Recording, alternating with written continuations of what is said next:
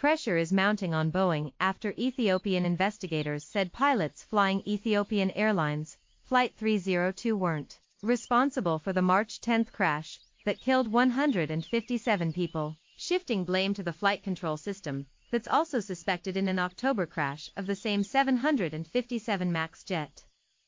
The Ethiopian plane, which crashed just 6 minutes after takeoff from Addis Ababa, followed a similar flight pattern as the Lion Air flight that went down in the Java Sea and killed all 189 passenger and crew 5 months earlier. Pilots of both planes appear to have had trouble regaining control of the aircraft after an automated flight control system, called the MCAS, pushed the nose of the jets down to keep them from stalling. The crew performed all the procedures repeatedly provided by the manufacturer, but was not able to control the aircraft, Ethiopian Transport Minister Dagmawit Moges told reporters at a press conference Thursday.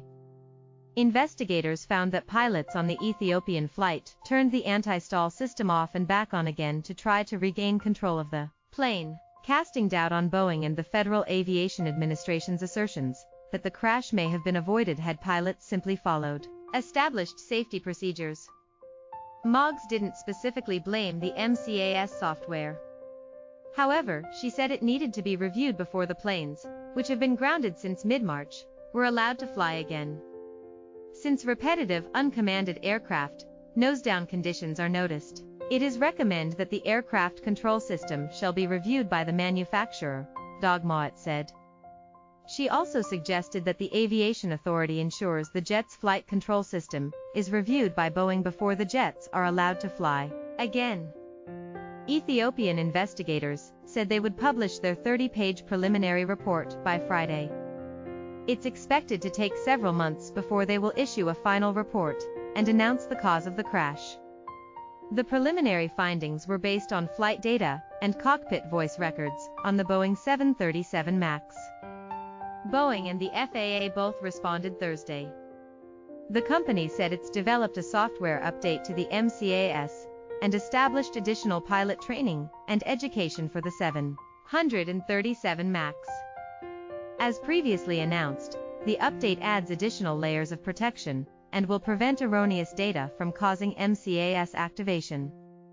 Flight crews will always have the ability to override MCAS and manually control the airplane, said Boeing Commercial Airplanes President and CEO Kevin McAllister. The plane maker is currently under investigation by the U.S. Justice Department, the Transportation Department's Inspector General, and Congress. The FAA formed an international task forces with other aviation regulators to review Boeing's planned fixes for the plane. It said its investigation is still in the early stages, and that it would take appropriate action once more details become available. The statement did not specify whether the FAA would review the MAX's flight control system, as recommended by Ethiopian investigators. Ethiopia Airlines said in a statement that the report clearly showed that pilots were not at fault. Despite their hard work and full compliance with the emergency procedures, it was very unfortunate that they could not recover the airplane from the persistence of nosediving, the airline said. Investigations into the two crashes are ongoing. Ethiopian officials said that a final report could take a year before release, and a final report on the Lion Air accident in Indonesia is expected in August.